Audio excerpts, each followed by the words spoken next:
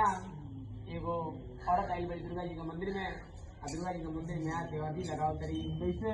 कहतारी का कहतारी